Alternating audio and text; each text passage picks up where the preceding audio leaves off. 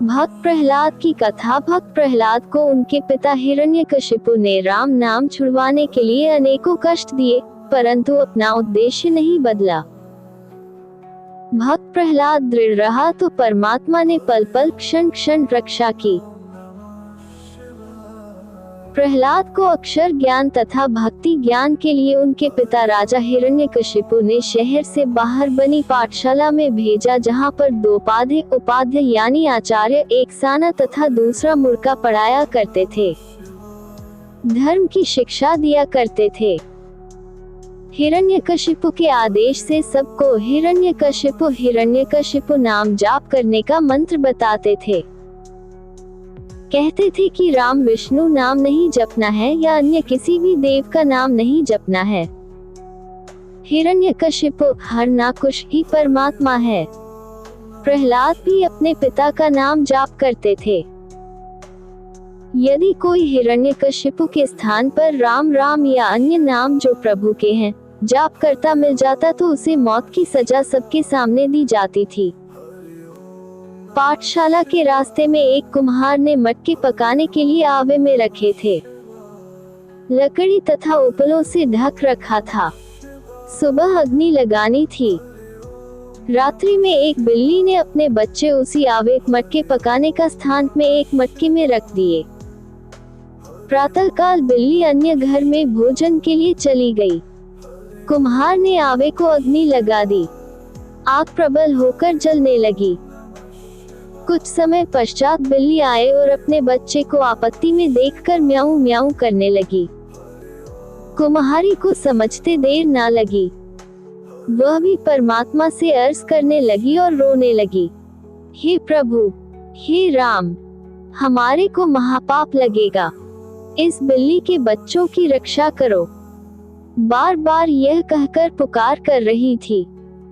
उस समय भक्त प्रहलाद उसी रास्ते से पाठशाला जा रहा था। कुम्हारी को रोते हुए देखा तो उसके निकट गया। वह हे राम, हे विष्णु भगवान, हे परमेश्वर, इन बिल्ली के बच्चों को बचाओ, हमारे को पाप लगेगा, कह रही थी। प्रहलाद ने उस माई से कहा कि हे माता, आप राम न कहो, मेरे पिताजी का नाम लो, नहीं तो आपको मार डालेगा।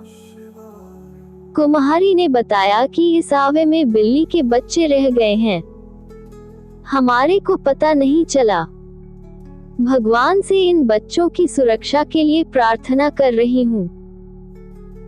इस भयंकर अग्नि से राजा हिरण्यकशिपु नहीं बचा सकते, परमात्मा ही बचा सकते हैं। प्रहलाद भक्त ने कहा, माए, जब आप घड़े निकाले तो मुझे बुलाना। ऐसी शीतल हवा चली कि अग्नि बुझ गई। कहते हैं कि 1 महीने में आवे में रखे घड़े पकते थे। उस समय 2 अढ़ाई दिन में आवा पक गया। प्रहलाद भक्त को बुलाकर आवे से मटके निकाले गए। जिस घड़े में बिल्ली के बच्चे थे वह घड़ा कच्चा था। बिल्ली के बच्चे सुरक्षित थे, अन्य सब घड़े पके हुए थे। ये दृश्य देखकर प्रहलाद ने मान लिया कि ऐसी विकट परिस्थिति में मानव कुछ नहीं कर सकता। कुम्हारी से भक्त प्रहलाद जी ने कहा था कि माता जी, यदि भगवान ने बिल्ली के बच्चे बचा दिए तो मैं भी परमात्मा का ही नाम जपा करूंगा, अपने पिता का नाम जाप नहीं करूंगा। उस दिन के पश्चात प्रहलाद भक्त राम का नाम जाप करने लगा। ये घटना सत्ययुग की है। श्री रामचंद्र पुत्र दशरथ जी का तो जन्म भी नहीं हुआ था। जब साना तथा मूर्खा अध्यापकों को पता चला कि प्रहलाद राम का जाप करता है तो उसे बहुत समझाया कि आप हिरण्यकशिपु राजा का नाम जाप करो। प्रहलाद ने कहा कि गुरुदेव, मेरे पिता मानव हैं, राजा हैं, परंतु भगवान नहीं हैं। विशेष परिस्थिति में परमात्मा ही रक्षा कर सकता है। जीव कल्याण भी परमात्मा से हो सकता है। राजा जनता को क्या देता है? उल्टा कर जनता से लेता है। परमात्मा सबका पालन करता है। वर्षा करता है तो धन्य धान्य से मानव परिपूर्ण होता है।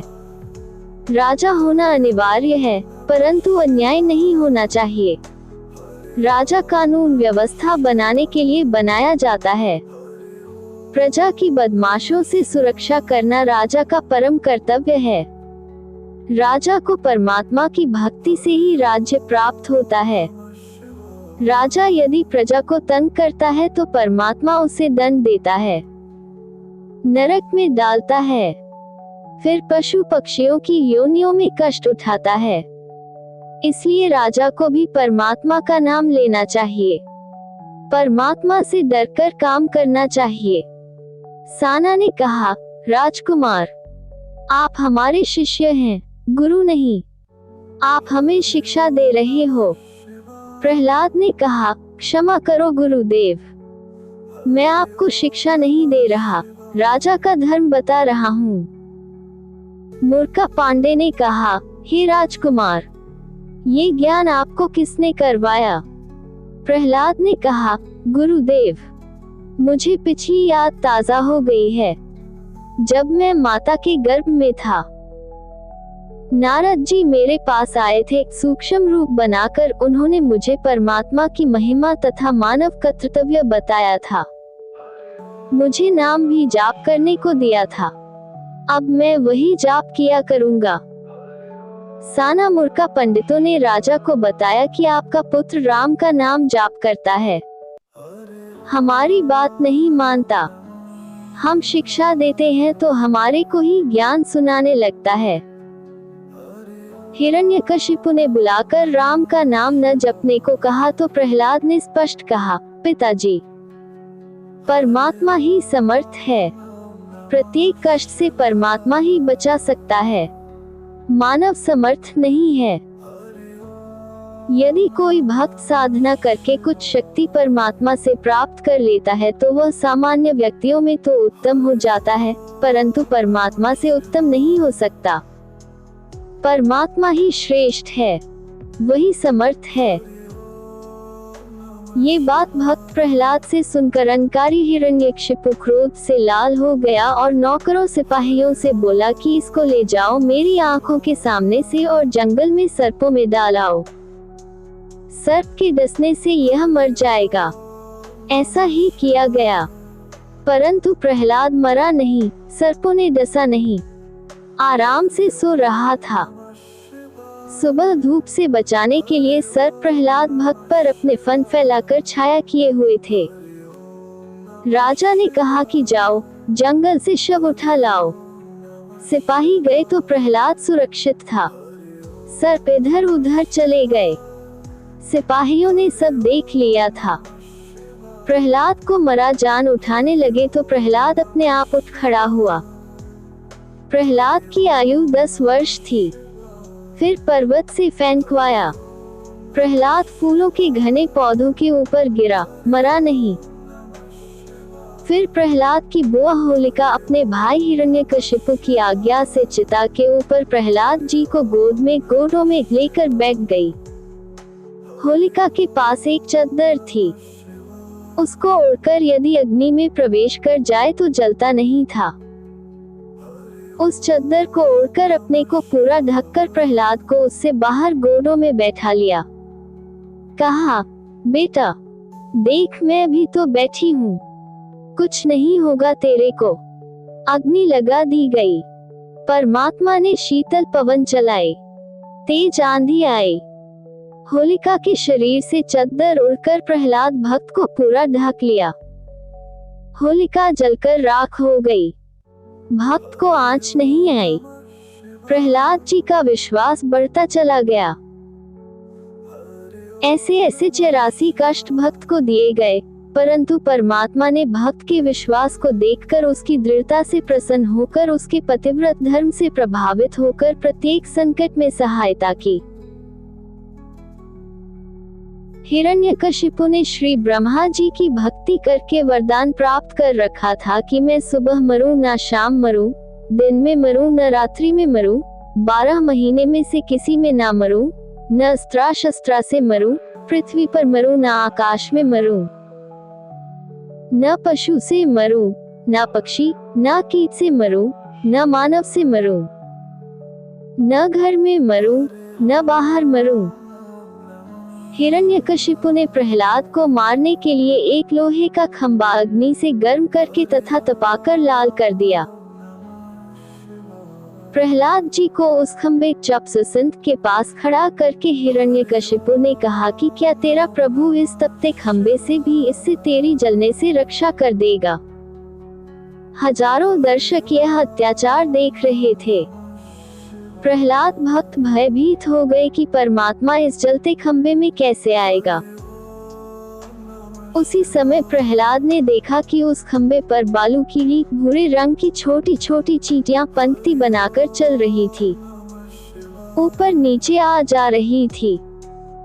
प्रहलाद ने विचार किया कि जब चींटियां नहीं जल रही तो मैं भी नहीं जलूंगा। हिरण्यकशिपु ने कहा, प्रहलाद, इस खंभे को दोनों हाथों से पकड़कर लिपट, देखो तेरा भगवान तेरी कैसे रक्षा करता है। यदि खंभा नहीं पकड़ा तो देखिए तलवार, इससे तेरी गर्दन काट दूंगा। डर के कारण प्रहलाद जी ने परमात्मा का नाम स्मरण करके खंभे को पकड़ने के लिए हाथ बढ़ाए। उसी के अंदर से नरसिंह रूप धारण करके प्रभु प्रकट हुए। हिरण्यकशिपु भयभीत होकर भागने लगा। नरसिंह प्रभु ने उसे पकड़कर अपने गोडों घुटनों के पास हवा में लटका दिया। हिरण्यकशिपु चीखने लगा कि मुझे क्षमा कर दो, मैं कभी किसी को नहीं सताऊंगा। तब प्रभु ने कहा, क्या मेरे भक्त ने तेरे से क्षमा याचना नहीं की थी? तूने एक नहीं सुनी, अब तेरी जान पर पड़ी तो डर लग रहा है। हे अपराधी, देखना मैं मानव हूँ, न पशु, न आकाश है, न पृथ्वी पर, न सुबह है न शाम है, न 12 महीने, ये 13वां महीना है। हरियाणा की भाषा में लौंद का महीना कहते हैं। न अस्त्रा ले रखा है, न शस्त्र मेरे पास है। घर के दरवाजे गेट के मध्यम में खड़े थे, न घर में न बाहर हूँ, अब तेरा अंत है।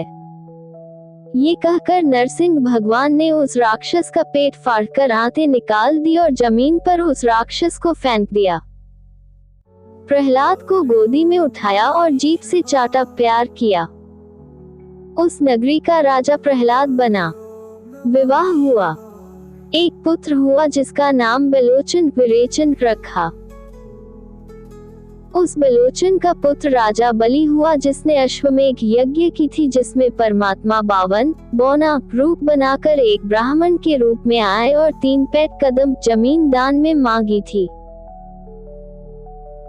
भगवान ने एक कदम डंक में पूरी पृथ्वी नापी तथा दूसरे पग में स्वर्ग, तीसरे के लिए स्थान मांगा तो बलि ने कहा कि यह मेरी पीठ पर रखो। ये कहकर पृथ्वी पर मुख के बल लेट गया। तब प्रभु ने खुश होकर कहा कि मांग, क्या मांगता है? बलि ने कहा कि मैंने इंद्र के राज्य के लिए 100वीं यज्ञ की है। भगवान बोले, इस इंद्र को अपना शासनकाल पूरा करने दो, फिर आपको इंद्रासन देंगे। आप मेरी शर्त पूरी नहीं कर पाए, इसलिए अभी इंद्र को पद से नहीं हटा सकते। फिर भी आपने मेरे को सर्वस्व दे दिया, इसलिए इसके पश्चात तेरे को इंद्रासन दिया जाएगा। तब तक तेरे को पाताल लोक का राजा बनाता हूँ, वहाँ राज्य करो। मैंने इंद्र से उसका राज्य बनाए रखने का वचन दिया है। बलि ने कहा कि एक मेरी शर्त है, उसके लिए वचन दे। भगवान ने कहा कि बोलो। बलि ने कहा कि जब तक मैं पाताल में रहूं तो आप इसी 52 बौना ठिकनक रूप में मेरे द्वार के आगे खड़े रहोगे। भगवान विष्णु ने कहा, तथास्तु, ऐसा ही होगा। भक्त प्रहलाद के पोते राजा बलि को पाताल का राज्य प्रदान किया।